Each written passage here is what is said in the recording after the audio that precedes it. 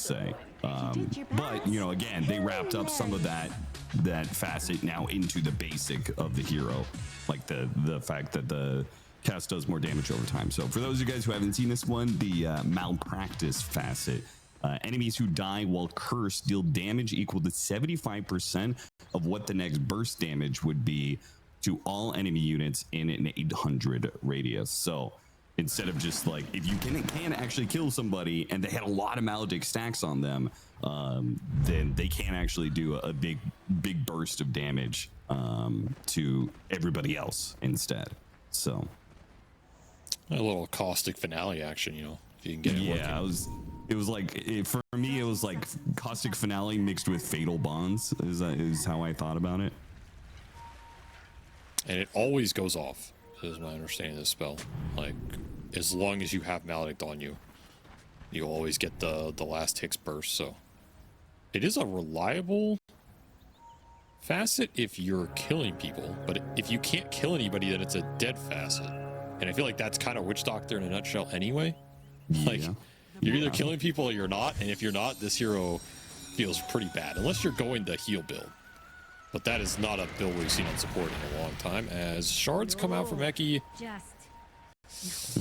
Oh no, you leveled up shards for one and haven't gotten the kill, and you gave up 3 runes, and you're not even gonna win this fight because it's an ambush from the high ground. Now the cast is gonna do some work here, but cut or Dream is almost already dead, and he gets the final swing at him from Triple S. Kasani still had a Fairy Fire to work with. He does get blocked in by Eki, so Eki will collect a kill, but the big bounty is already taken. First blood is claimed, and all in all, I think MOUZ are very happy with, or excuse me, One Win is very happy with their setup of the game.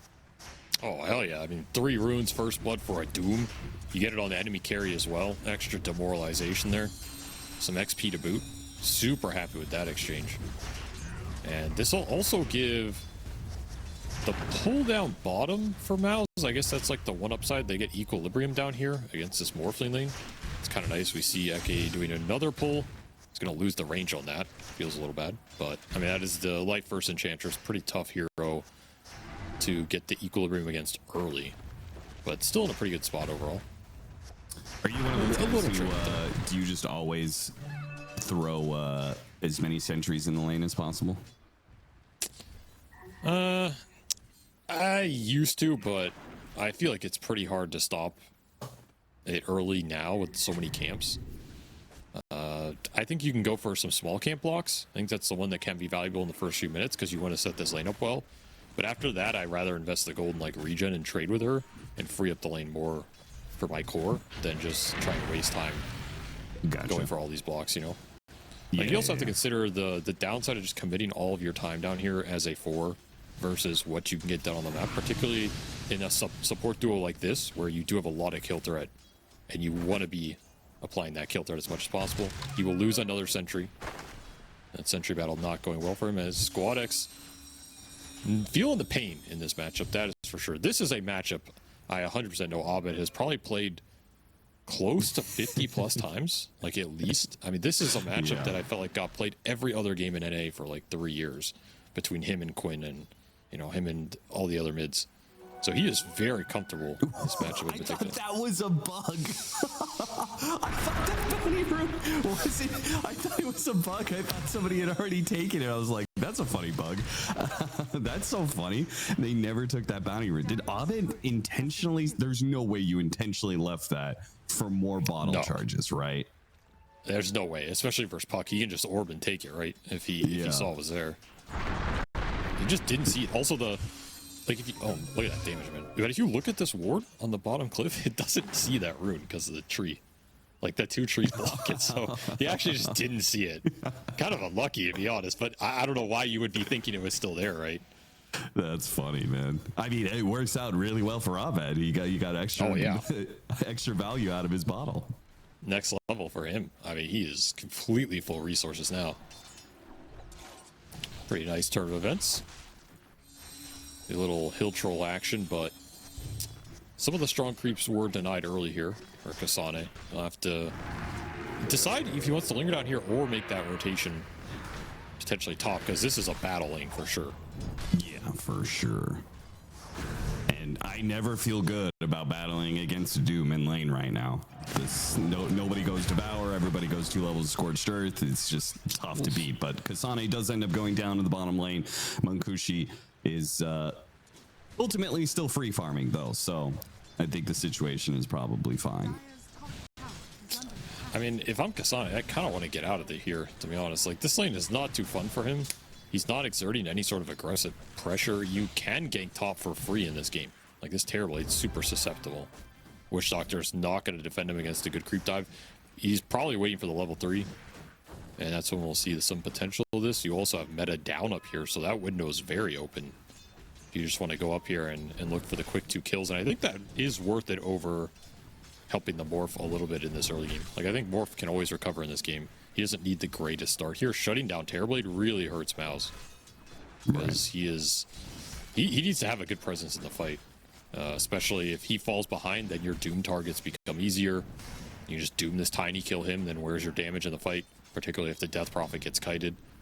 I feel like MOUZ are a little more dependent on this Terrorblade than OneWin are on the Morphling, which might shift my presence up here. We'll see what Kasane decides to do. Securing your carry farm is never a bad option.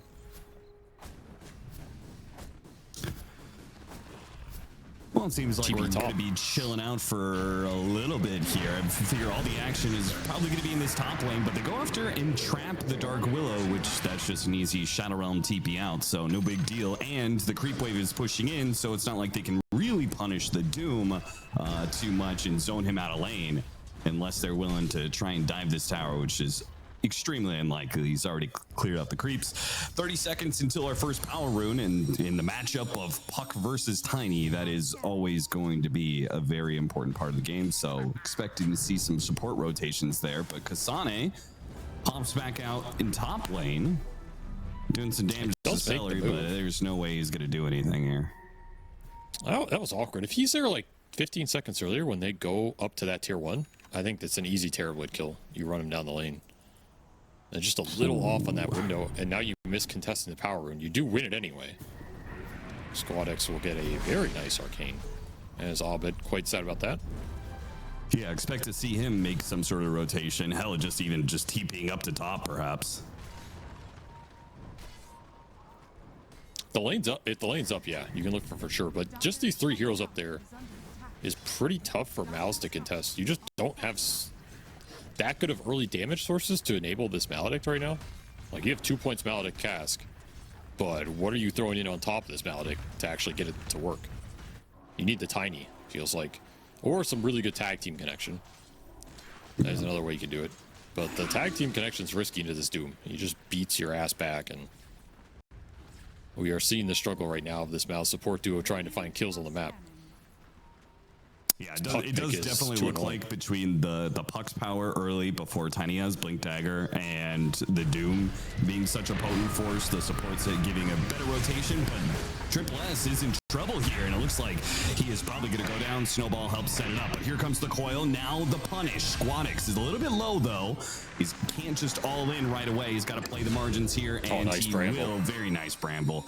Gets the catch onto the Terrorblade, so that's 2 down. A third available, but the TP out from Tusk is successful. So yeah, it just looks to be like one win for at least this maybe next 5 minutes or something like that, are likely going to be out fighting MOUZ. And I feel like the result is it's hard to pressure Morphling. I don't know how much MOUZ is going to get done elsewhere on the map. Like, they're going to lose the safe lane tower, but I don't know if there was an option to, you know, take bottom tower in return. Just a difference in the 2 carries and where their power points are in the game. This Terrorblade is way more susceptible to the early skirmishing than the Morphling is. And we're seeing it right now. The Morphling's pulling ahead in XP. It's like 2 levels ahead because he's getting solo time. He's not getting killed. This tower top dies, so he has to go in the jungle here. Has no choice, really. Can't stand on lane when this arcane Puck is still zooming around up top, has coil back up already. A lot of pressure on the map. And the question for MOUZ is, where are you going to get a trade-off? Is it this Exorcism bottom? Because right now, Zeal, he wants to get something done with it. Has a couple of the ghosts picked up off of the Spirit Collector. Would love to claim this tower. And this is kind of a big question for OneWin in this game, is how much do you commit to defend against the Exos, or do you just look for trades if you're farming this Morphling? It seems like they're just like gonna give it up. I think you could just entirely shut the game down by risking fighting into that Death Prophet, right? The game's just over for MOUZ. I think if you manage to keep the Death Prophet down, but I like the fact they're not taking the risk. It's like not worth it. You already got what you wanted at a top. Continue to keep the Terrorblade down. They're gonna go after Kasane in the mid lane now, but the coil is there and Kasane doesn't end up going down. So I thought it was gonna be 1-for-1 support trade-off. Instead, it's a 1 for nothing. I mean, now they're really happy making that decision, because if you don't defend against the DP, then yeah, you have to get at least something on the map, and they find something. Another Terrorblade kill, cut, still level 5. You get more experience in gold for your puck, which is the best hero to get it on in this game. Like, this is a very scary hero to go up late game here as MOUZ with your limited stun potential outside of that tiny. So this is looking pretty solid for one win, considering they gave the free tower for the EXO.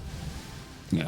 And yeah, that's the power of Doom in the laning phase. This hero just takes too much to bring down. I think Tiny's very similar. Like, Abed has not really been challenged at all in this early. That said, he's also 0-0-0. Yeah. So he's not making a lot happen for the team right now either. Trying to secure power rune ends up being bottom. Pull supports denied at the shield rune. Apparently they managed to pull that off. Well done. I think that like, I don't know if it's a bug per se, but that thing's existed in the game for a while now. Yeah, how many times have we seen a rune get quote unquote denied, but it actually is picked up by somebody in their bottle? Yeah.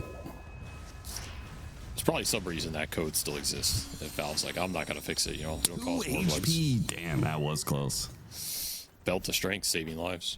I guess so. Only 1 point in that heal, so he is a little susceptible to getting run down like that, but the upside is you have 3 points in this enchant. And this spell is just, it's just nasty for MOUZ's course to deal with if he can land it in the fight. Like, if you can land a good enchant on this DP or Tiny or something, it can absolutely just kill him in the middle of the skirmish. Right. Still a ways away from Blink Dagger too, so it's still gonna be a while until Abed really comes online for the squad. Little two-man smoke up from MOUZ. Anyway. They're gonna move without him. The two supports rotating down to bottom lane to I assume meet up with the Death Prophet and try and make use of Exorcism. Got a block in on Kasane, but again, this hero is difficult to kill, but they do have the ward now, so that makes a big difference. You got Croaker from the Enchanted Croaker. That's kind of funny. That's actually a sick pickup for Enchantress. I forgot. Honestly, we haven't seen too much of Chen and Enchantress since the Croakers were added in, but those are good creeps to have. That's a nice spell. Does some decent damage. You get that aura as well. Yeah. And they just have decent stats early on. Like, Sing has, 1,300 HP.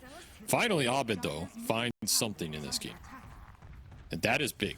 This Tiny can heat up pretty fast here going into this mid game. Like, he's your big driving force. You would love a power rune here as well. And he will get it. Nice little regen. This Tiny's strong on the map. Spotted again. This time doesn't get the shards on him. Oh, and it's so bad. Death Prophet shows up. Exos immediately got doomed. That is the worst case scenario for MOUZ. That is just an overstep by Zeal. Like, you gotta respect where these heroes can be on the map, particularly this Doom, when you're exoing into these towers, and you did not have the proper backup to get a good trade out of that. Just right into this Blade Mail Doom's hands, which, by the way, that's even more insult to injury here. Is like, you're playing in a Doom, he goes Blade Mail, he has Chipped Vest, he has Cloak Aura. This guy's insanely tanky. your Spirit Siphon, it can't heal you if you get it off before Doom. He stops that healing if you're taking as much damage as he is from the Blade Mail. That's pretty funny. Yeah, I don't see a good way for Zeal to force these towers down. I think you got the bottom one, sure, but this mid towers, you're gonna have to make a smoke gank, get some sort of lead off, position him well. Yeah. Now this is part of the reason why people are enjoying this Aghanim Scepter, right? You get Tread's Aghanim Scepter and you get the 10 talent, which is 40 attack speed, which is, I think that's a pretty hefty amount for just a 10 talent. And it makes the hero more independent from your Exorcism cooldown. So, you also just farm a lot faster. Yeah, that's also true. You just right click down camps. Caught in the jungle here. Nowhere really to run. Gonna be blocked in and quickly killed. Dream gets the extra bit of gold as he continues to farm his way through the jungle, desperately trying to catch up to the cores of OneWin right now, but there is still quite a gap between him and even the Puck, who's sitting in third place. The Doom and the Morphling are just about to break 7K. And you just got that amp damage. That would have been a massive rune for both teams here. True. I think OneWin are a lot happier taking it away from the Tiny. They're just running it back at the mid tower. I mean, Doom's up in 10. This is not a guaranteed free push in terms of the cooldowns, and OneWin can absolutely bring Munkushi over. This Morphling is strong, with Vlad's Yasha already done. Amp damage on the Puck. This is not the fight to take right now, I think. Especially just head up. Maybe if you got some good angle. Sure, but this feels a little forced. Maybe they just want a reaction out on the map. That's fine. But Yeah, I mean, they honestly did not get much of a reaction. They pulled 4 heroes there, but the Morphling was farming the entire time. So it was a 4 versus 5. You pulled your Terrorblade off of his jungle farms, used his meta, and you didn't get that mid tower, nor did you stop the Morphling from farming. You didn't stop the Doom either. True. Yeah. SSS is just, he's cruising up the chart here. Quick smoke on this Puck with the amp damage. They're kind of looking towards him up here, thinking that MOUZ are going to make a move onto the Doom. Yeah.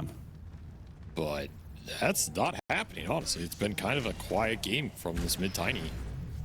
MOUZ not making a lot of smoke ganks with Abed. I think he did get the worst end of the power runes. Like, he got the less aggressive power runes. Didn't get the amp damage, didn't get the arcane, didn't get the haste, but still got to look for something with this blink dagger.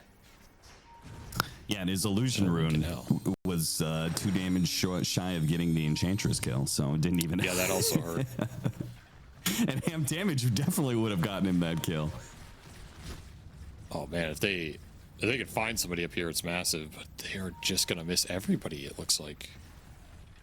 Yeah, somehow managed to split between the Puck Dark Willow duo and the Doom. Maybe they could still find Doom. Triple S is gonna come back to this wave.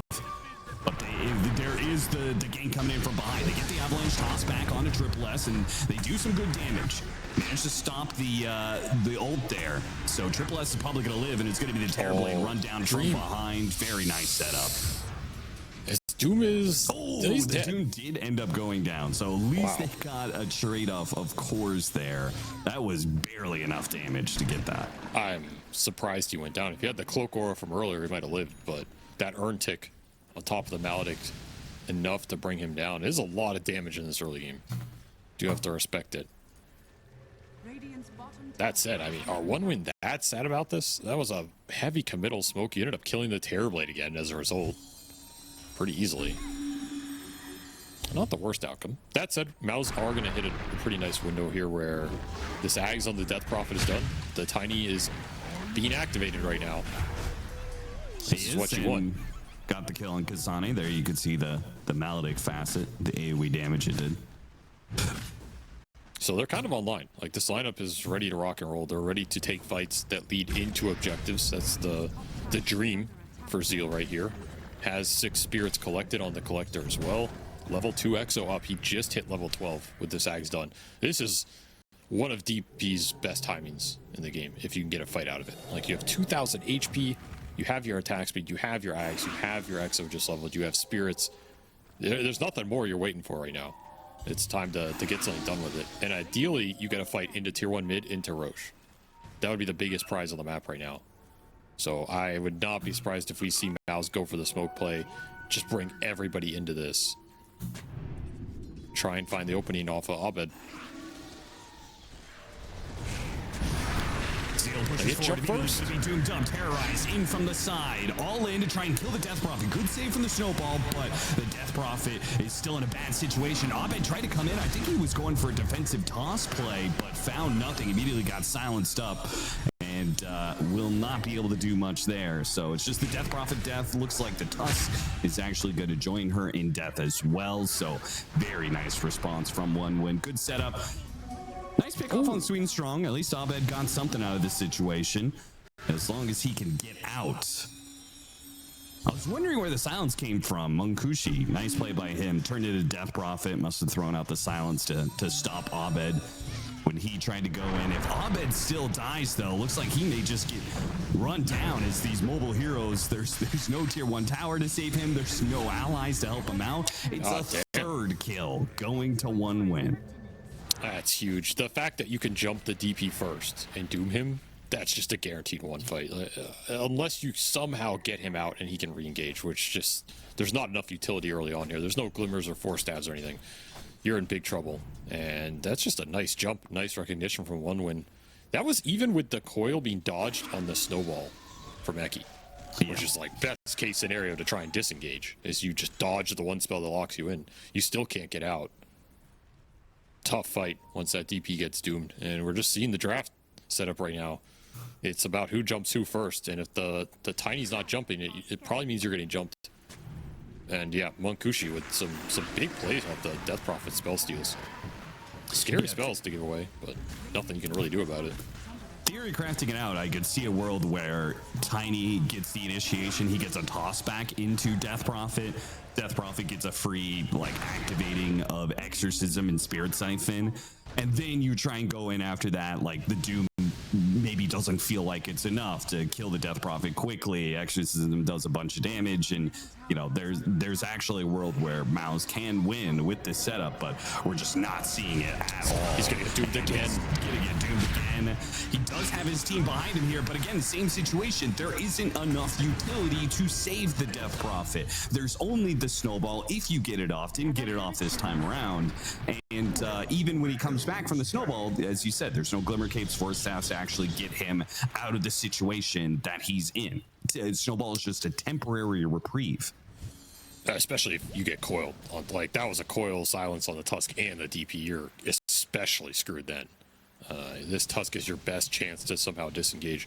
I still just don't like how MOUZ are playing this. Like, the game is not an easy Death Prophet game by any means. It's not as if you expect Zeal to survive every fight and own them, but you have to set the fight up in a way where if you're baiting him like this, and you know he's going to potentially just get jumped and doomed, that you're ready to take the fight with the Tiny Terrorblade to get something out of the exchange. Because right now, you're just giving him up for free. And this has happened 2 times in a row right now at very pivotal points around these objective timings.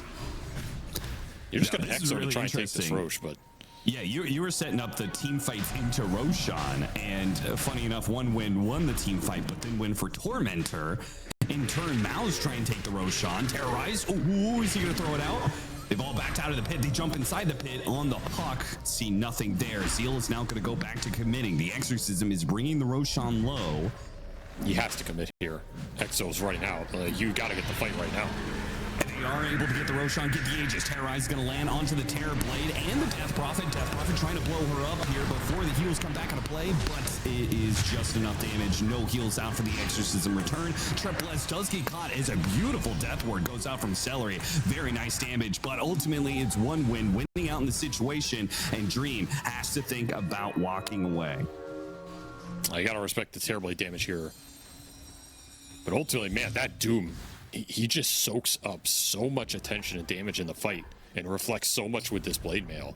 Had a BKB for that as well, had Ice Armor. Just a tough target for MOUZ to bring down.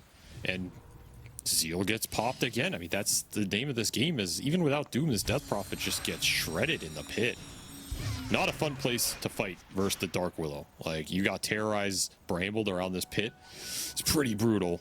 Did get a nice toss on this Morphling, kind of took Munkushi out of the fight as he's got to morph up a little bit. And that Maledict pop on the Doom was actually pretty juicy. Hit everybody around there. Some nice facet action. Yeah. Celery kind of showing off the Witch Doctor between the Maledict facet actually being successful and him getting off a full Death Ward. I mean, he was half the damage that MOUZ threw out in that team fight, so. He definitely did some work, which is, I mean, it's what you need from this hero. Because he's not giving you direct utility that's going to bail out your cores, so he's got to provide some impact of his own. And he'll deliver it there. I think now you got to look towards this Blink on Eki on the Tusk and the BKB on the Death Prophet, and then you're looking to fight again. Because you still have this Aegis for a while, 3 minutes left. Enough to get this Terrorblade in the fight. And you can start to look aggressively. The question is, can you catch anything on this map? Like, this just feels a little slow to just try and smoke and look for random heroes right now. Full out Parasma done for the puck. I mean, the damage is pretty intense for this puck now. I don't know how the Death Prophet possibly lives through this. Like, no matter how, it's pretty much you have to get the initiation. There is no way I think they get initiated on and it's a winning fight. Maybe they trade a little bit, but I think it's always going to favor one win. Yes. I mean, your options are jumping one win first, or, like I said, just being super ready to counter initiate when that DP gets jumped and goes down. Because I think you can win a fight in this game with Zeal dying. Like, you don't need the DP to survive the fight to win the fight. But you have to get enough done while he's going down. I mean, what's that look like for you? They get like blink punch on man. And well, there goes that. But not like this, I'll tell you that much. On the Death Prophet, BKB, Doom is probably still going to take him out. Good death ward on the side, though, by Celery between the he got glimmered. Maybe she actually lives, though. Monkushi coming in through the side, waveforms through, and he just picked up his Butterfly, so he is strong, already turns into a meta TB, puts the damage onto Celery, brings him down. Now, between the TB and the Tiny being a little separated here, Dream is getting isolated. He does manage to get off a good Sunder, but the team all-ins, Triple S helps him with the stun, and they take away that Aegis. Now on melee form, the Tiny is still lurking on the side here. Force Staff down to low ground. Good play there from Cut. Abed helps him with an avalanche here, but there's just no saving him. There are too many stuns, too much mobility on the side of one win. Once they've won the fight, they will hunt you down. You can't get away from them. Yeah, triple blink dagger between the puck, the Willow, and the Doom. Plus a drum on that Doom. There's a lot of chase in this lineup, and of course the mobility, like you said, between the puck and the Morphling. Once you're locked in that cage, it's really tough to get out. And I think the target prioritization there from one win is, once again, absolutely on point. You land the Doom initiation on the DP. We've seen this before. Now, MOUZ do have some utility to bail him out here, which makes a big difference because it means you have to recommit. But that Terrorize landed on the Terrorblade during the sequence means Dream can't sit there and kill people for the 3 or 4 seconds where he needed him to.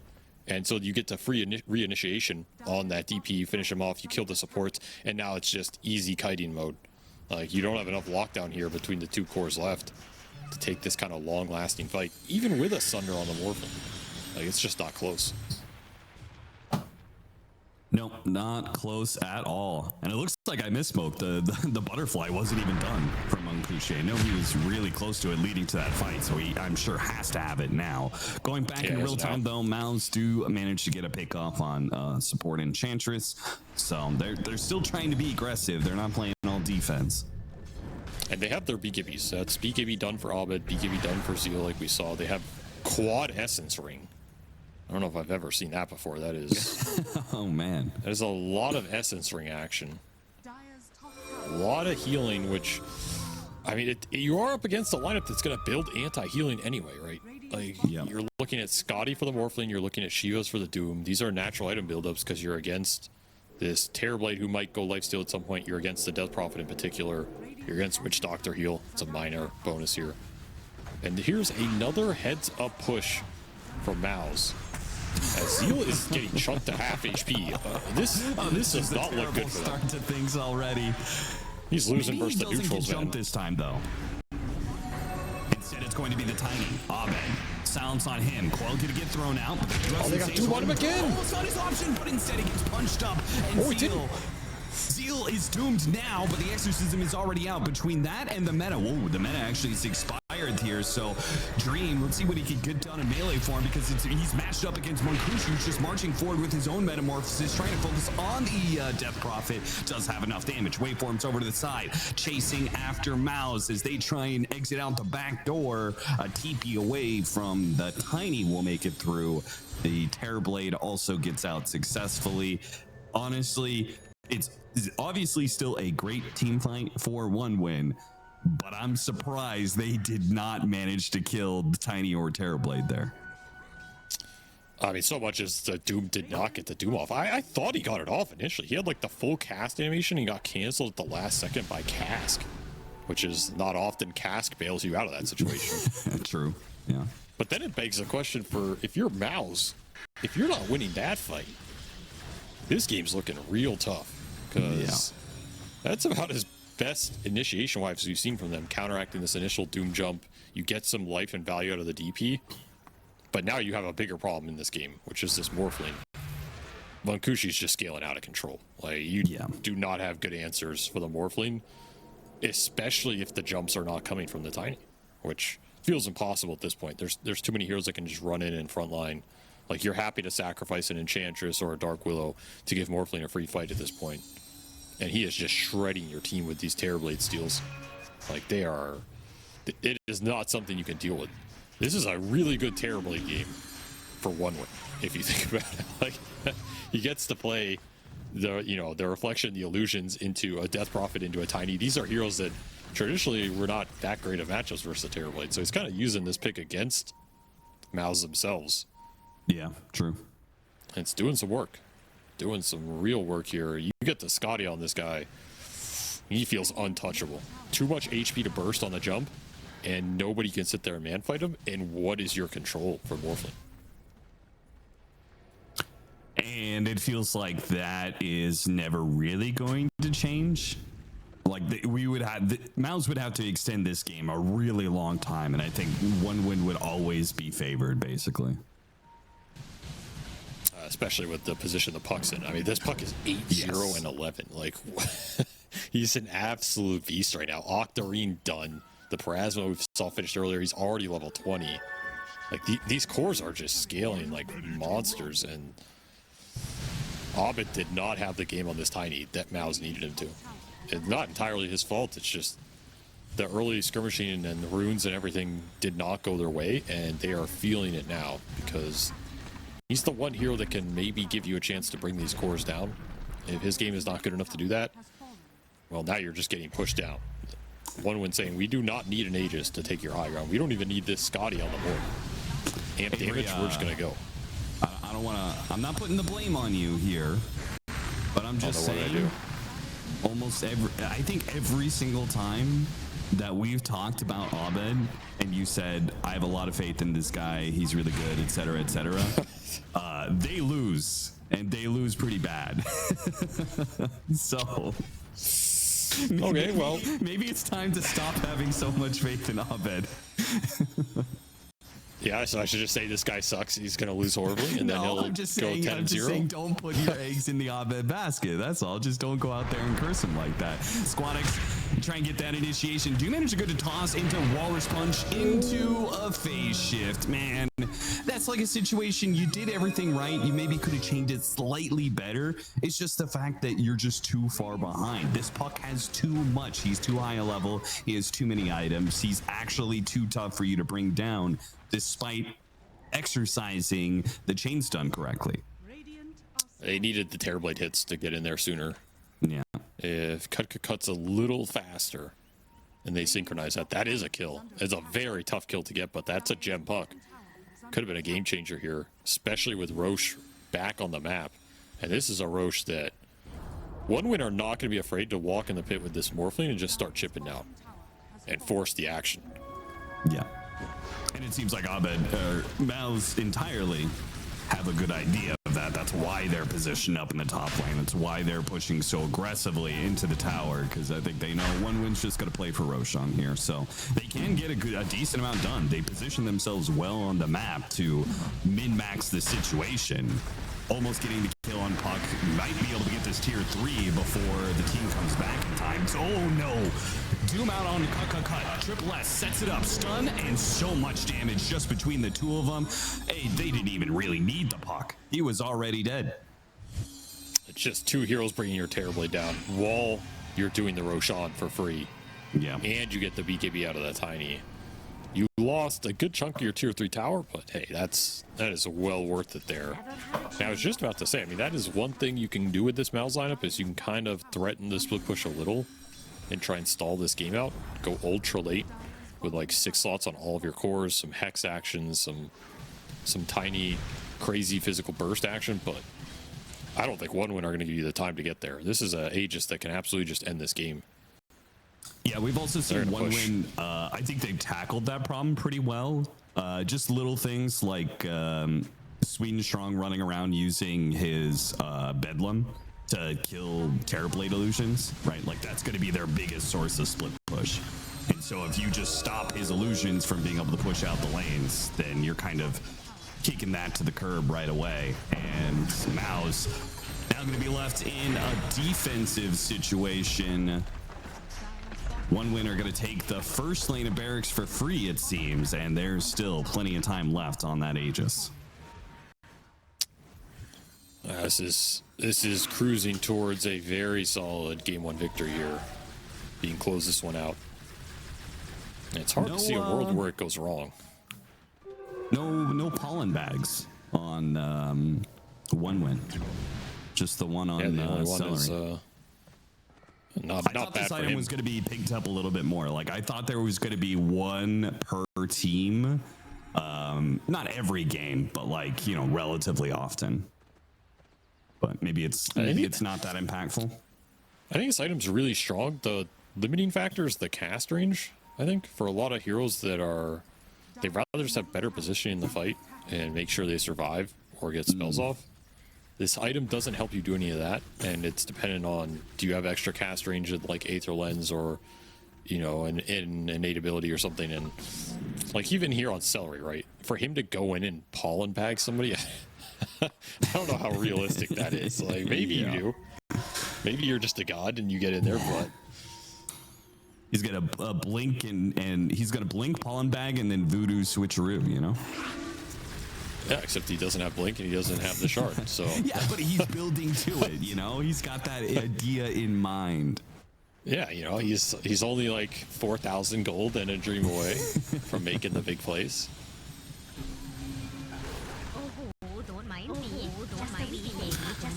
Ag's done for Squadix. Holy moly, someone is dying to this guy. Like this. Yeah. There's no way you can win a fight in this game without people dying anymore as MOUZ. I don't know if you can win the fight, but somebody's dying for sure.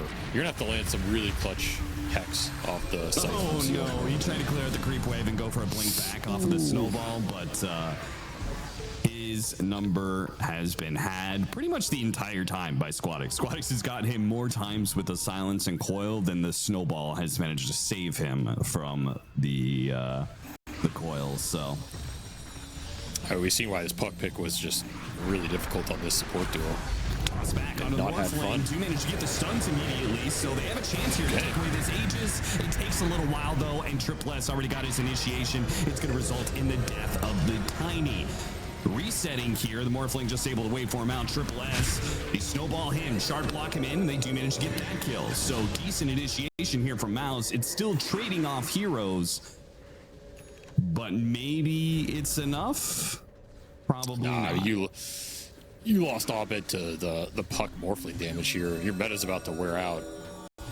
You just continue the siege if you want, and you just got a hex done on your Dark Will. I mean, there's just too much gold in the bank right now. This mid game just got out of control. Like, needed more snowball action. And this feels like another game where the first pick Death Prophet, it gets counterpicked, and we don't see the presence being enough to justify it, or the other picks making up for it. Like even here, right, your BKB siphoning, but it's not doing enough. Too far behind. Beautiful coil. Cut already down to half HP, and now the Morphling has his hands on him. He's gonna die. Even if he gets off the Sunder somehow on some hero in that situation, he probably just dies anyway. Probably just gets HP back and then gets beaten down by the Morphling. There's really nothing stopping Monkushi or Squadix at this point. And those early kills on the Terrorblade as well. Yeah. Really set him back in this matchup, right? Like he gets his butterfly now, but he didn't get to aggressively use it, whereas Monkushi did get to aggressively use his Zeal dieback. That's a rough one. I'm honestly a little surprised the MOUZ hasn't called GG yet. Nice snowball. Oh, there it is. They called it for you. There we go. There we go. Thank you. And it was Abed, the good old NA player. He's like, I know when it's over. That's how it goes sometimes. I mean, this game is over. You just get outscaled. See it soon. And we'll highlight the primal beast. But he took the snowy abomination on the I mean, what's wrong with this? This is just the next evolution right here. It looks like some sort of horrific scientist experiment. They tried to create some sort of chimera. I think it looks badass personally. His So legs I'm are with normal, but his arms are these woolly things. Also, this is not a Zai level set. If Zai were playing Primal, he would have the entire base set with like one arm cosmetic, you know, Somehow just he to would make it break as the game janky. just that only one arm could Yes. have the cosmetic. Yes, that's what I think would happen. All right, well, we'll see whether or not that ugly ass primal beast is actually going to be a shining star in this game. As it's going to see us pick up one win, and they're going to clash once again on the enemy side of that. But Brown's going to get caught out by this a second time. So he almost did. He broke the scope. He walked away. Oh.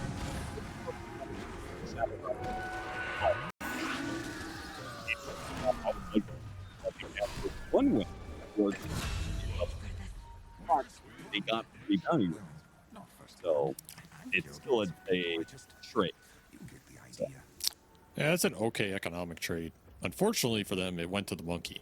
It's probably the last hero you want getting first blood in this game, because he has a lot of snowball potential, and he has a very good game backed up by some strong supports.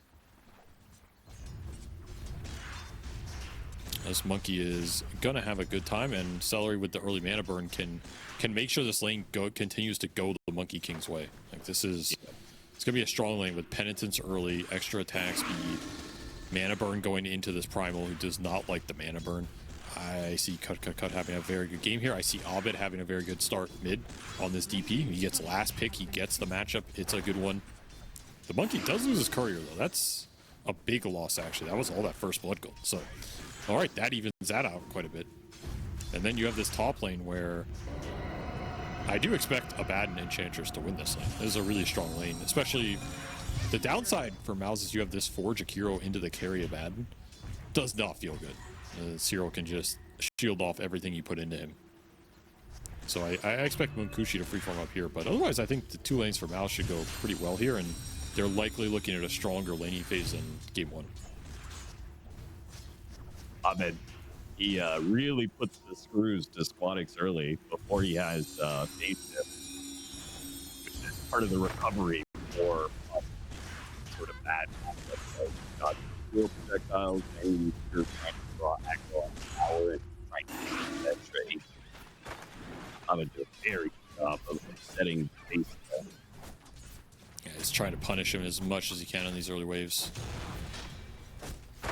As a little zoning from Kasane up here with the little Hellbear doing some decent damage. This lane equilibrium is just not where they want it right now. They do have small camp available. They have Ursa on the big camp as well, so Kasane can get this lane back. You definitely have chased out potential with the curse going through on top of Enchant.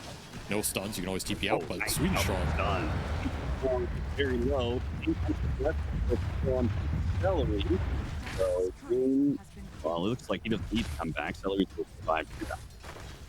They got the Primal's courier this time around, so extra gold going the Monkey King's way. Still waiting for his own courier to arrive, and it just made it awkward because he lost Orb of Frost early, which is kind of worst case scenario for this item. Yeah. And now he has 600 gold, which would be his boots on the monkey, but he has to run the courier now.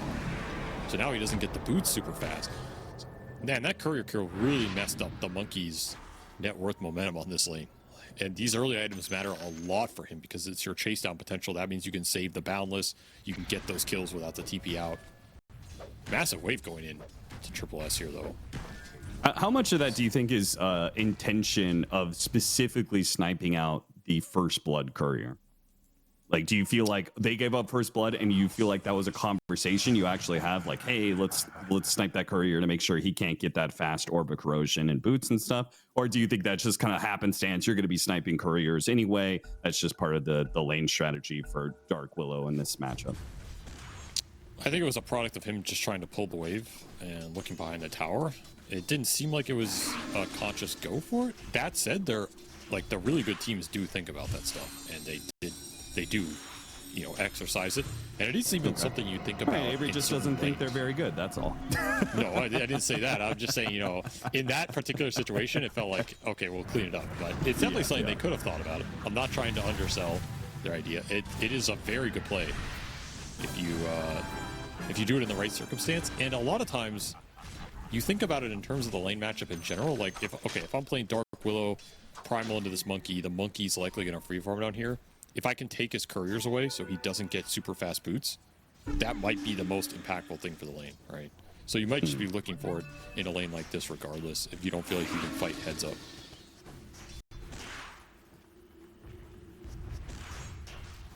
Very even laning phase though, and honestly, I feel like Squad X is doing quite well mid. I think he's getting full XP. He hasn't gotten zoned out. He hasn't gotten too much regen burned. He's continuing to get the most out of these phase shifts. Nice kill, bottom lane, Triple S. Yeah, damn. Able to dive onto the Chen, and a big creep wave. If they can put pressure on the Monkey King too here, make him at least miss some of this CS, that would be nice. It seems like this lane is going pretty well. I mean, sweet and strong. Uh-oh. Okay, gave up the Jingu stacks. Has Shadow Run was just coming off cooldown, man. He probably still gets run down anyway, but at least he would have, you know, created a distraction for another 5 seconds. Zeal, he takes some damage at the top lane, slowed down, he's dead. That is about what I expected from this lane once the lane got closer to OneWin's tower. There's just not enough room to operate. Mankushi eventually gets the best view. Jakiro cannot help you in those situations. Both these side lanes trying to find some aggressive action with the heroes they want to snowball in this game, as mid lane is getting towards the level 6. This is a big point in this game for both teams. Can you get something out of the Exorcism with the catapult pushing in mid, looking towards 6-minute power rune? Or does Abed just die on some coil gank, which would be worst case scenario for MOUZ? Yeah. I mean, it would take a lot to kill this guy in a coil right now. But if he's just alone, can we confidently say that OneWin is just outplaying MOUZ on lanes here? Because I feel like MOUZ was supposed to, in this game, have the laning phase win, and the fact that OneWin have managed to make it even, or in fact walk away with a net worth lead, a very good sign. But Squadix have used his orb earlier, almost dies as a result. In fact, still almost dies. Had to pop the Fairy Fire just to make sure he didn't tick out to the damage over time. But that does free up the mid tower. Mid tower with Exorcism and a Siege Wagon and Chen creeps. This is a 100-0 push, unless OneWin could do something about it. Just gonna look for the trade bottom. This is a nice trade for them. They have catapult bottom with Enchantress pushing it. This is pretty fast. They're gonna get this tier 1 before the mid, or yeah, little before. That is honestly not that bad for OneWin. Like the fact they made that move with the Enchantress that fast makes you feel pretty good about giving this up, because that mid move was hard to stop. Yeah, I do not think you're gonna happen eventually, right? No matter what. You just don't have damage to throw in the coil this early on with the 2 supports. Like, you have 0 points in Impetus. You have 1 point in Bramble. This DP is just going to sit there and siphon you back. Yeah. You'll have damage once you get 6 on Dark Willow, because then you'll have the Terrorize to force him out of the coil for that damage, and you'll have Bedlam, which is a lot of damage if you can close that gap. So, I mean, look at this. Top 3 networks all belong to OneWin, and now they're pressuring this top tower. They know there's no Exo on the map. No Rolling Thunder as well. This Pango has really been shut down in his laning phase. Is he? Oh man, he almost just goes down to the harass. Yeah, that was a hefty amount. Mankushi about to be level 6, but also he has 21 charges and a Lotus, so they've got tons of resources, which is, I think, in part why they're trying to be so aggressive up in this top lane. They're forcing a lot of reaction out from MOUZ right now. And this is generally not what Celery wants to have happen. He wants to be the one forcing ganks, hitting towers. Instead, he's kind of sitting here watching Enchantress do it to him. Sapping XP from the Pango as well, who needs some XP right now. Like, this Pango is only 5 1/4. Pretty brutal start for Zeal again. He has just not found his place in this series so far. Well, another Exorcism should be coming up, so we should probably expect MOUZ supports to be played to the Death Prophet, and Death Prophet goes to some side lane and tries to force a team fight / tower again. You're looking top. That's the move for Abed right now. You go top, you exo. If you can run down and kill this Abaddon without him TPing out or something, ideal. But even if you kick people off this lane and just get the tower, you should be happy with that space that opens up. This move would just feel so much better if you did have level 6 on the Pango. That Rolling Thunder could set up Abed, right? You hit a stun or chain stun on some heroes, Death Prophet just rolls in with Exorcism, easy team fight win. But as it stands, they don't have any control really for this Abaddon. And they are going to go for the tower here. One win. We'll see whether or not they give this up or if they're going to try and contest. Primal Beast TPing in. They're going to go for the contest. Abed already out of position. Gets pulled back in into the coil and he's going to get bursted down. Now that Death Prophet's gone, that's pretty much the team fight. I mean, cut. You could drop the Wukong's command if he wants. Don't think that's doing anything for you here. Again, Zeal not having his level 6 is just killer for them right now. Shield crash back into play. Now the Wukong's command does go out. He jumps under the trees, jumps back in onto the Enchantress. You've committed heavily to kill the support. Munkushi finally forced to level up his ultimate, does get a full heal out of the situation. So, yeah, no surprise there. The Death Prophet dies and the team fight goes bad for MOUZ. I don't know what it is going on today, but I feel like we are just not seeing teams position and play around these DP pushes well at all. Like, they're just kind of running this hero into the tower, letting teams go on him. And there's it seemed like they were so certain that they were just that one win wasn't going to contest them for the fight, you know? Yeah, that is what it felt like. And I mean, now you lose a haste rune to the puck. So another quick pickup for Squad X here is his reign of terror on this hero continues. He has not died yet in either of these games. This puck's KDA is completely out of control. And like we talked about in the draft, this is not a game where you're going to have an easy time killing him in that mid game if his laning phase was not very one-sided. And in fact, he's ahead of your DP here. So this pick has just not worked out for MOUZ at all. You're looking to be in trouble this game.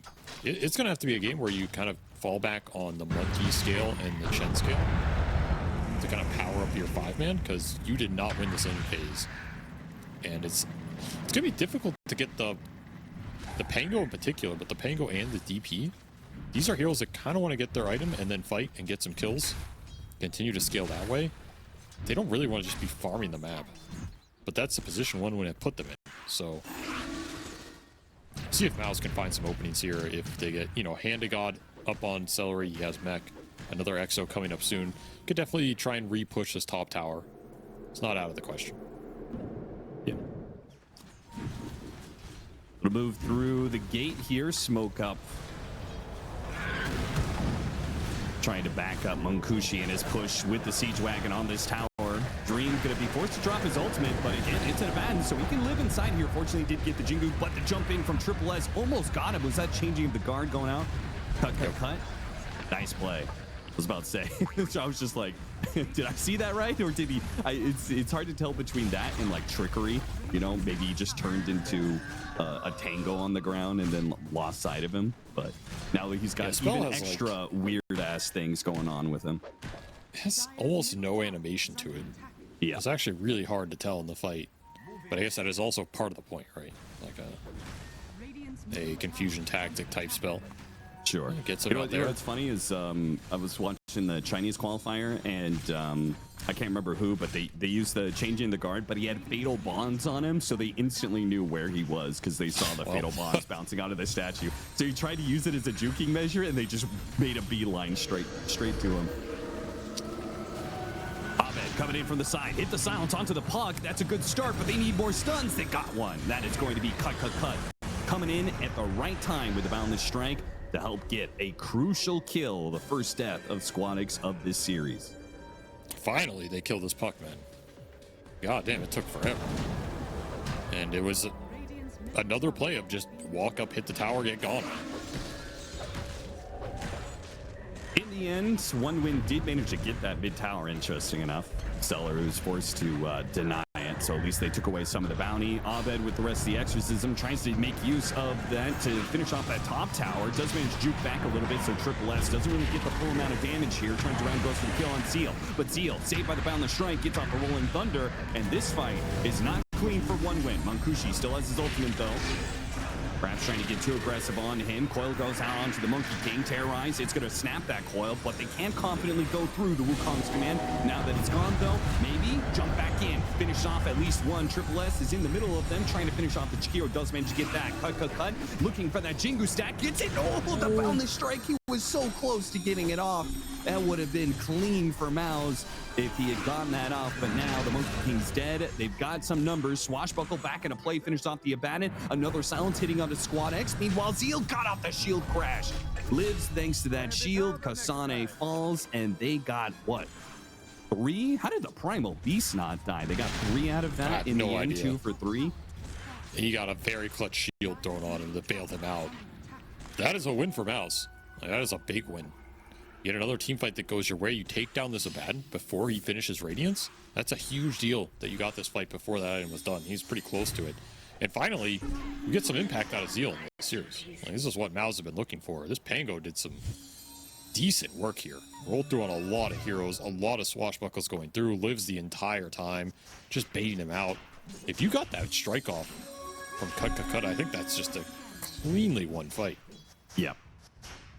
And it's just the power of Chen. He gives you a lot of time to get multiple rounds of spells off. He gives you extra sustain. He gives you some extra armor. And he keeps these heroes alive by thin margins. And ultimately, Abed living through all of that might be the biggest win here for MOUZ. He got a lot of XP off that fight, and it should push him towards his Ags. He should have it for the next little skirmish here. Yeah, he's going to be super strong. He's going to be level 12 and having Ags soon. That is going to feel fantastic. I have a mechanics question for you. Oh boy. I know you love those. Waning Rift is forced movement. Does that mean the Monkey King, when he Primal Springs down, does it stop him from doing the landing damage if he hits him with Waning Rift midair? Because I think Squadix tried to do that in that fight, where Dream was jumping back onto the Dark Willow, and he was just a half a second late. But I was curious if he managed to do it a little bit faster, if he would have stopped the Primal Spring damage, and then Dark Willow lives as a result. I mean, I assume if you hit him with the rift while he's jumping down, it should pull him out of it. But I think in that situation, he effectively landed it as he got rifted. Because he definitely landed the spring there. Yeah, he did. I'm saying if he did it while he was still midair. Yeah, I think if you do it early enough, it should. I think any force movement pulls you out of it, so don't know why when you wouldn't, but maybe it just goes through it. Who knows? There it is, level 12 with an Aghanim Scepter and an Invis Rune, which can't forget that this still gives you that bit of damage resistance, right? Oh, don't Yeah, mind me. I mean, Just a wee fairy going about her business. I don't know how useful it is here. Maybe you can get an invis jump on somebody. Oh, never mind. But should get a kill off this. Wait, did you know that it scales the damage resistance? Yeah, so it's 25%. Like it's 25% base, but then it goes up per invisibility rune that has spawned. I thought it was based on the time of the game, but I guess that's another way of doing it. Yeah, I mean, effectively, yeah. I didn't know I didn't know it scaled up over the game. That's funny. It's because Valve was like, they were trying to make this rune stronger relative to everything else because it's generally the weakest rune. Yeah, it always has been. And it's also really bad in late game situations because you're never going to invis run into the enemy in a late game. Yeah. It's like, there's always going to be a sentry or gem or something, so you're just killing yourself. So at least if so you that means invis runes late enough into the game will give you 100% damage resistance? Is it flat? I don't think it's flat stacking. I don't know. It just says resistance increase per rune cycle 5%. So I assume like the second time it's 30% is what I assume that meant.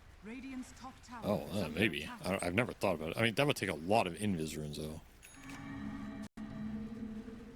I mean, we've had some long games recently. Me. Just a wee fairy going about her business. All right. That's a really long game. Like how many? I mean, I'm just saying, you gotta like, go through all the runes. You know, like even you get to a point where it's like a 60% damage resistance. Like that is actually pretty insane. Yeah, it's pretty good. It's pretty good.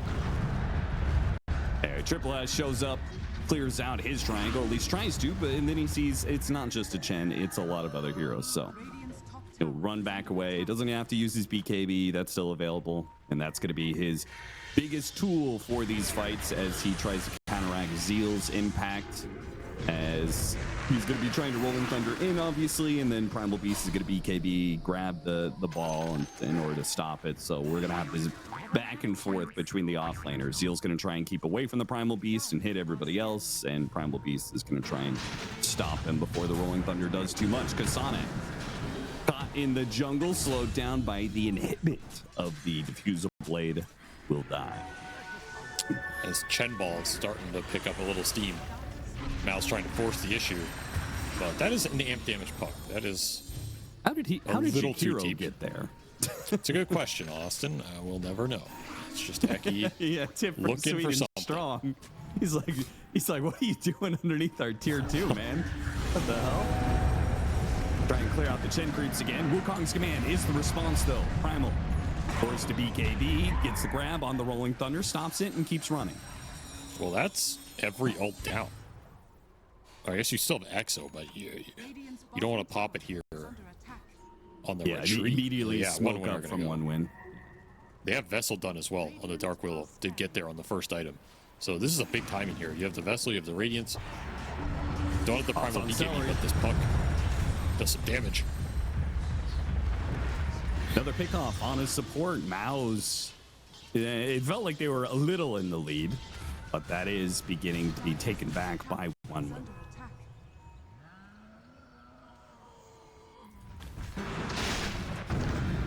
At least the Roshan is a lot slower here for 1-win. Like, you can afford to give up some support this game. It's the upside for MOUZ, I guess. You just keep looking around the map, hunting for stuff, scaling your Monkey King. This is a Radiance Monkey King as well. So you are going to match the Radiance with another Radiance. Yeah. I don't know how much I like this one. I mean, it's a strong item on Monkey. You'll farm pretty fast. It'll help you scale. Trying to burst him down and do manage to do so. Abed caught out in the jungle, and dude, this facet is so scary on Dark Willow. Like this Bedlam is back to old Bedlam damage when Dark Willow first came out. It's insane if you can isolate a target and throw that Vessel on top. It's a lot of damage in a short time period. Feels like this game might come down to how many times MOUZ can actually catch the puck in these fights. It feels like they're going to have to kill him 2 or 3 more times to win this game. And if they don't, he's just going to win the long exchange for sure. You have an Abaddon running around with Radiance. You have this puck running around getting spells off. Feels like you're going to get kited out with your limited control. And you are trying to match it with like Chen Auras plus that Monkey Radiance. So you have some lasting power here. And BKB on the Death Prophet will definitely help.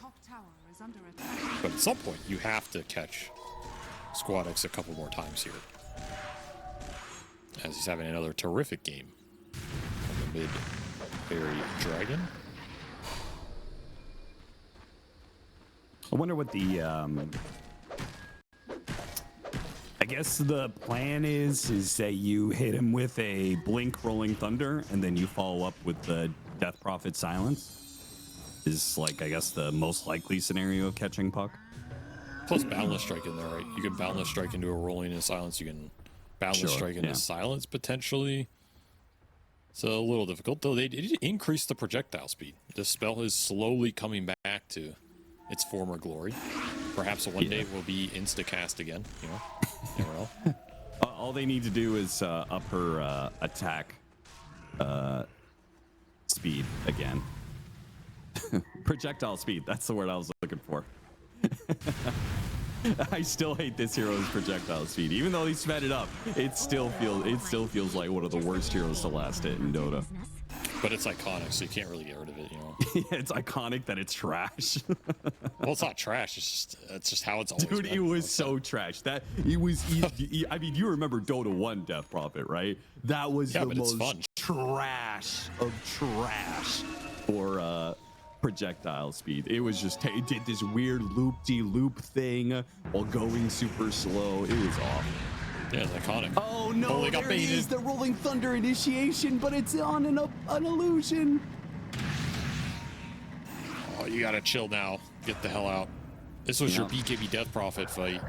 They smoked back, and immediately the smoke pushed forward from OneWin, knowing that they got something big. But there's going to be Wukong's command. It's going to be dropped on Triple X. That's He a already good took so much position. damage. His BKB isn't going to save him. Nice turn by Mao. That was very ambitious going up that hill. Especially after Monkushi just shielded you. He can't bail you out of an instant stun there. You cannot take fights into choke points this game. That is for sure if you are OneWin. Like, you have to respect Wukong, Exo, Ice Path, Rolling Thunder on a choke point. Good luck. There's no way you're going through all that. Did take Exo Wukong off the map, so yeah, I guess if you feel confident enough to take the fight, you just force the Roshan. It's not super fast here, but it's fast enough. Parasma already done on the puck. Gives you a little bit of extra damage here. Yeah, by the time And spells MOUZ can't come up, contest. like Rolling Thunder comes back up into play, then the Primal Beast is there anyway, so it's not even like they can fight into having a numbers advantage. So good read by OneWin of the situation. That gets SquadX his Aegis, which, funny enough, I mean, this guy has died only once in this series, and he may not die again. And Aegis will help ensure that. He's dealing a lot of damage now. So this is a nice pickup for him at the right time in the game, and an even better pickup. Free Zeal. He'll gladly take. That ward doing some work down here as Puck's starting to take over a little bit of the map right now. You have wards on both side lanes. In fact, they have another dire ops up on that cliff top. Just a wee fairy going So about like her you business. scout these heroes splitting up on the map for MOUZ, you're just going to be able to freely pick them off if you're OneWin during this Aegis period, and that's the name of the game. Split this Chen lineup up. They're easy pickings. You don't have to fight this mech pipe hand to God head on. It's a lot of HP to go through.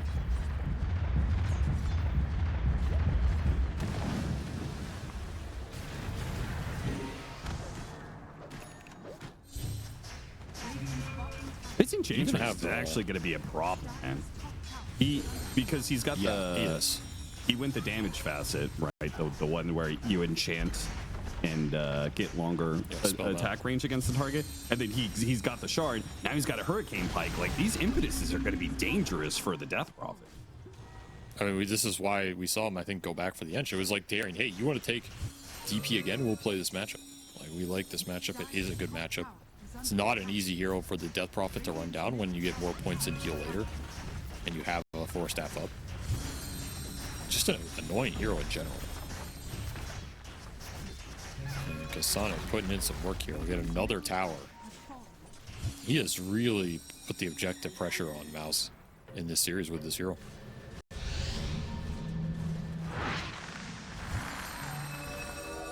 One We're seeing win. MOUZ get split up. Like, this is there's wards on the map. There's Abaddon illusions pushing waves. There's creeps pushing waves. Enchantress creeps. The puck you can't catch. MOUZ are really having a tough time maintaining map control or grouping up behind this Death Prophet. They're losing some gold lead right now.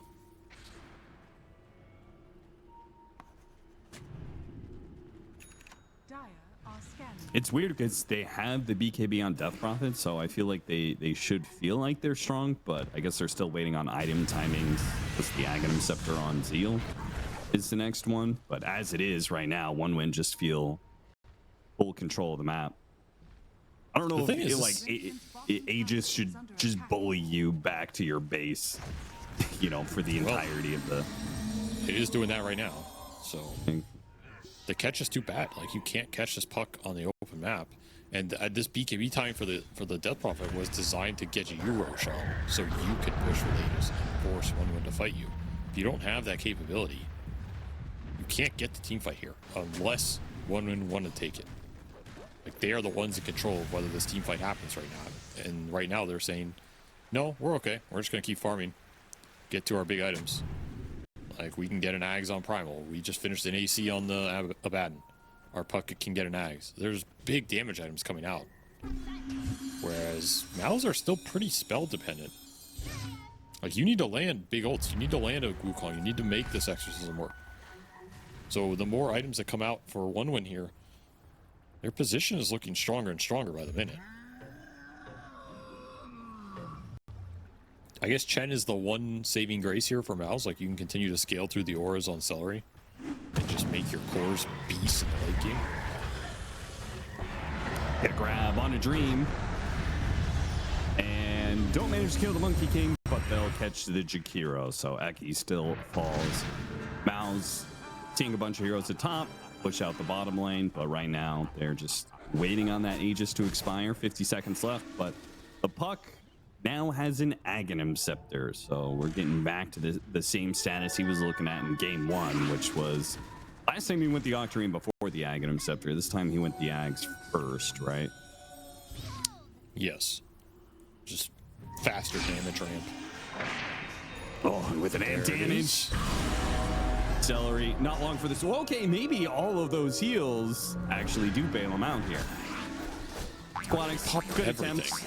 Can't really punish him too much. So he's just able to hop away. Terrorize goes out. Does manage to hit on 2. Triple S. This feels a little forced, though.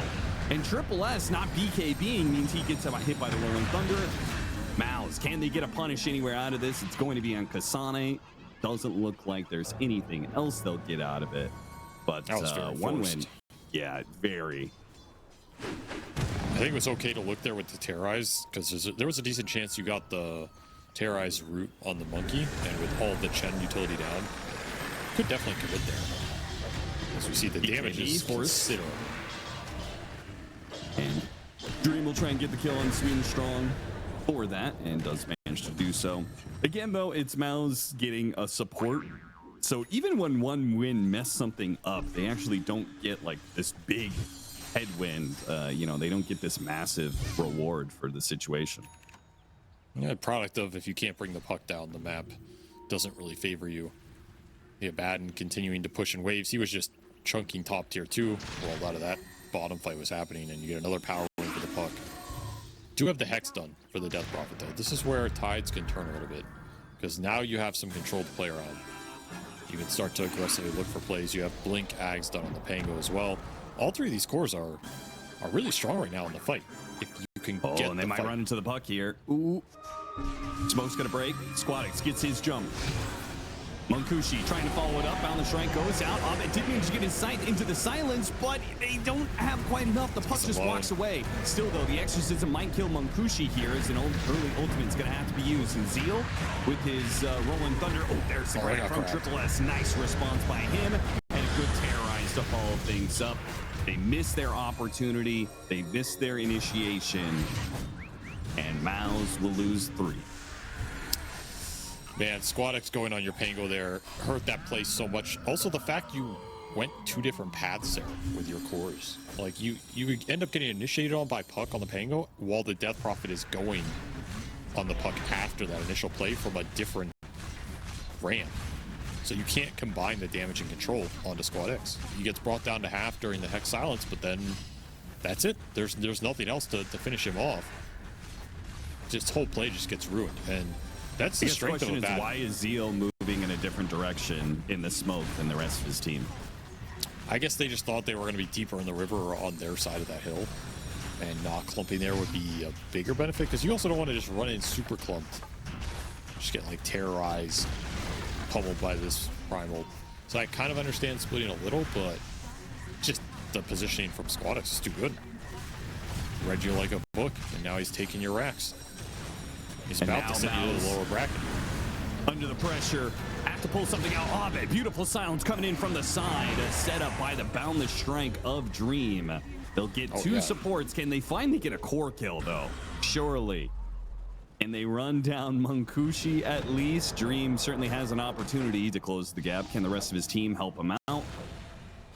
Get the Jingu stacks, or try to. Radiance just keeps on making a miss. Hits the Boundless Strike. And looks like that slow is going to be good enough. Okay, they finally got a core kill out of this situation. And Roshan is up. So Exorcism coming back up means they could just take this opportunity to Rosh. You absolutely do it here. 70 seconds, no Baden. This is the dream. 1 win, overextend on that push. They lose a big core hero for once, which means they cannot control the lanes. They could have just taken mid and then backed, right? Yep. They got a little too greedy. And this is why a lot of teams don't like pushing when that Roshan can spawn. Because if it backfires real hard. And you just sit here wondering, why did we do that? Giving MOUZ an opportunity to come back in this game right now. Haste rune on Abed. Should be able to pick up the Roshan here, barring some crazy steal. Sweet and strong. The roar goes out. Oh, that's a big buy. That's very aggressive. Yeah, Terrorize going to be used. I mean, the Roshan only at half HP. Not that they have a good sense of being able to tell what Roshan's HP was. The roar goes out. You know he's at least a little bit low. But Abed still has Exo. Very nice. They back out. Smoke. Yeah, they try to do it with just the Aghanim Scepter. Can't hit. So MOUZ know they're on this hill. They're going to take the long route. This is really good positioning. See what kind of initiation they're going to get off of this. Dream's going to see a bunch of heroes bound to strike. Hits onto 2. They go immediately after the Primal Beast off the site. He gets off the BKB though. Bailed out by a Force Staff. Still though, they can chase for more here. They spot Munkushi. Munkushi doesn't have the same kind of protection. He only has a Blink Dagger to protect himself. Does manage to get the Blink backwards. Abed's being kited around. They got to protect Abed here. BKB goes off. Goes Squadix. He uses his BKB. He doesn't have the damage to kill Abed though. Abed's going to be good for now. And it's Squadix who dies instead. Meanwhile, Munkushi trying to come back to help out Squadix. Abed hoping to slow him down, throws out the silence. That's not good enough. They see Kasane in the river. A boundless strike hits Sweet and Strong as well.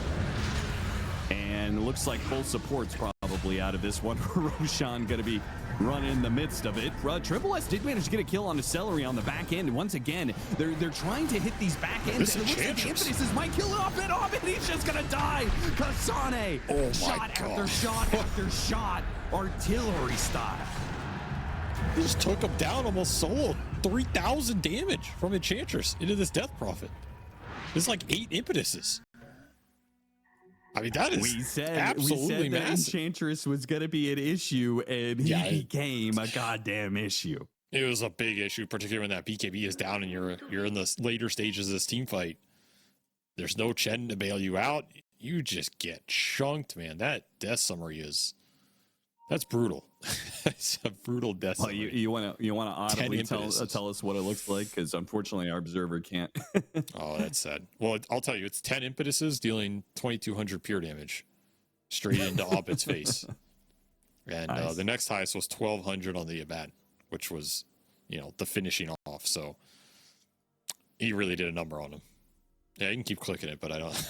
it's not coming. What an awkward fight for both teams.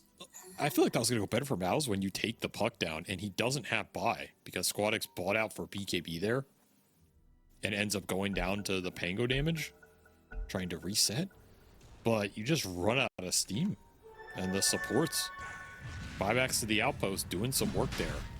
For one win is they'll claim this Roche. They needed it. They committed a lot of buybacks. Yeah, there you go. Yeah, there you go. And that's teamfight lane right there.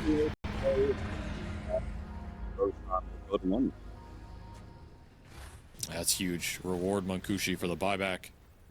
Bring his economy back up in the game. And most importantly, take it away from MOUZ here, who were starting to snowball a little bit with the Chen. Now it's going to reset the momentum. Did get a Silver Edge on the Monkey. So that is something to threaten this Abaddon in combination with Hexes plus the Silence. So that is something that Munkushi has to think about.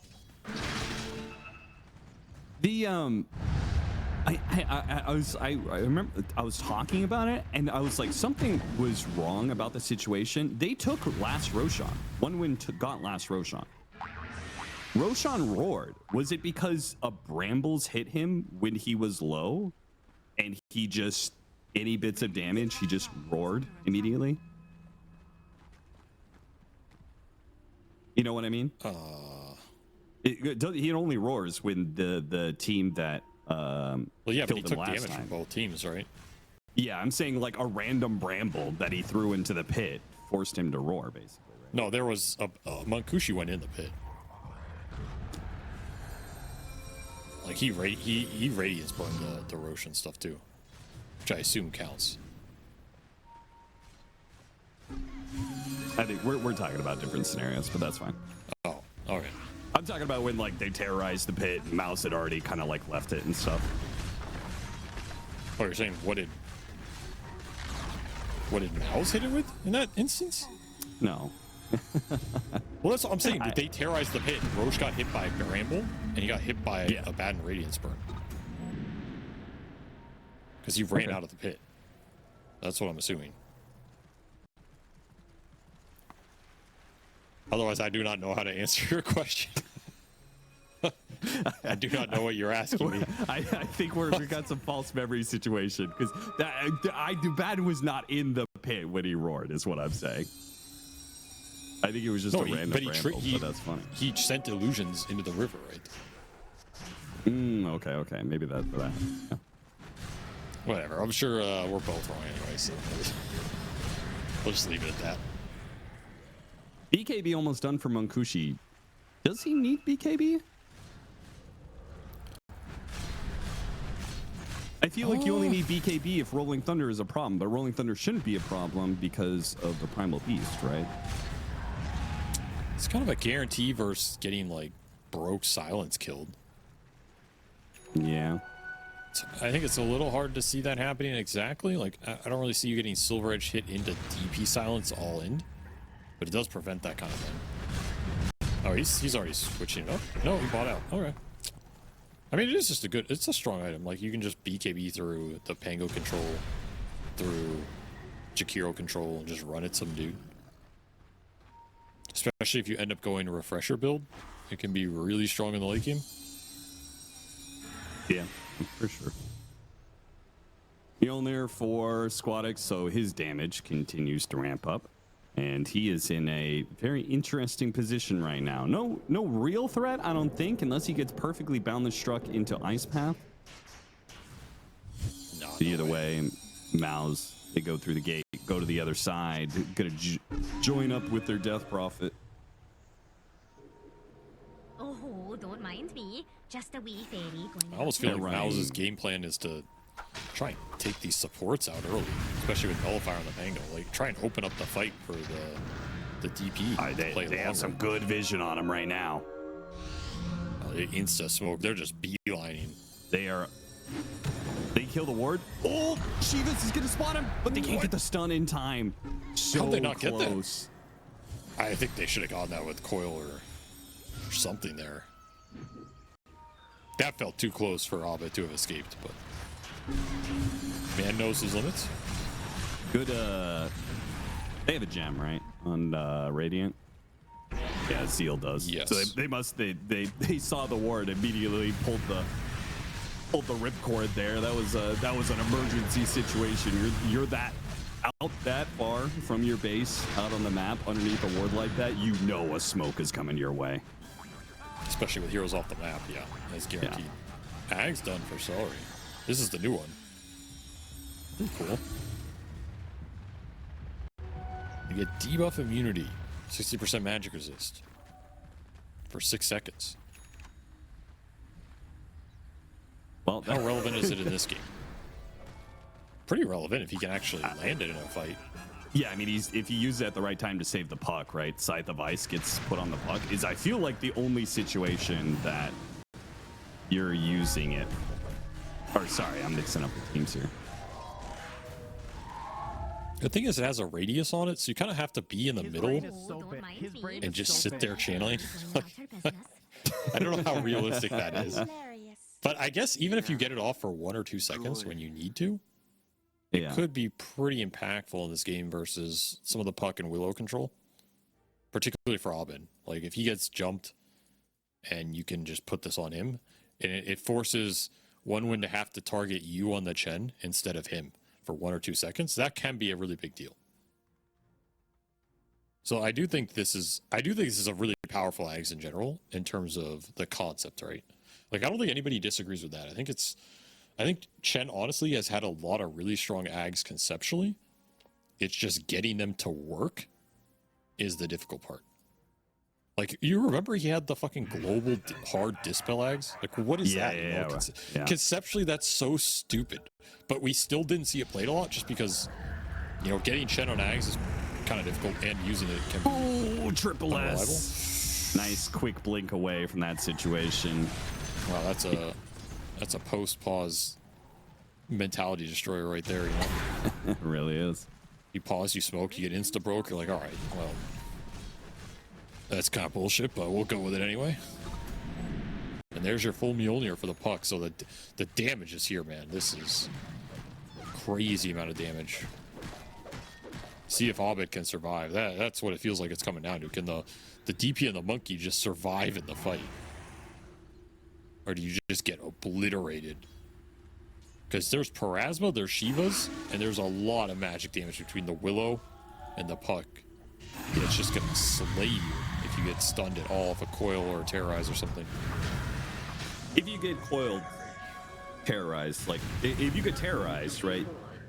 Shen, he pops his ult, that probably instantly gets rid of the terrorize because it doesn't dispel, but terrorize also doesn't pierce debuff immunity. So you should just kind of instantly be free of it, right?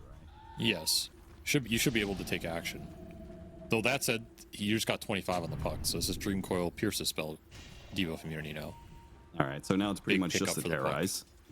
Yeah, and this was off the Wisdom Shrine, so this is you basically went from 23 to 25 out of nowhere here. Pretty big upgrade for 1 win, as they're just continuing to try and scale all their cores in this late game. They will smoke.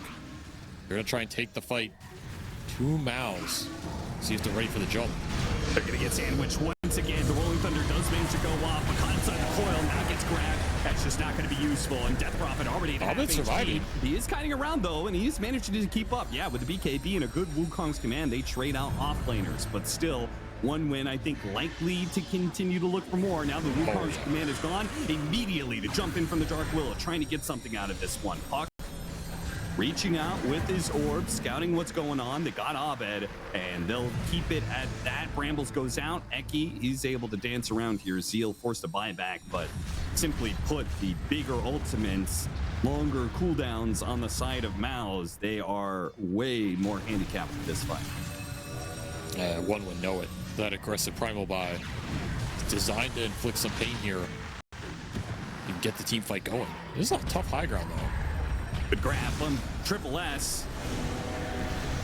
Fighting for his life over here. Any saves from MOUZ whatsoever? No force stats or anything to help him out there. He was just in that situation and no way out, I guess. Jen had nothing. There's only a glimmer on the Chikiro. Yeah, he's just gone. No BKB, you're dead in the water. This could just be Megas right here. Didn't feel like that fight was that bad for MOUZ in the end, but really getting abused with the cooldowns. Yeah, exactly. Even if the Death Prophet had buyback, probably wouldn't be that effective without Exorcism. No, And this Primal Beast is a problem, man. He's shut down Zeal over and over again. The Rolling Thunders just haven't been able to do anything because there's just the hard counter on the other side. And he's tanky enough that he's able to, a lot of times, frontline without any real threat. Zeal just trying to slow him down here, but it will cost him his life. It'll cost him Celery's life and Eki's life and probably everybody else on MOUZ, which means that they will be dropping down to the lower bracket. 1 win for the first win of their Western European qualifier run. Yeah, it was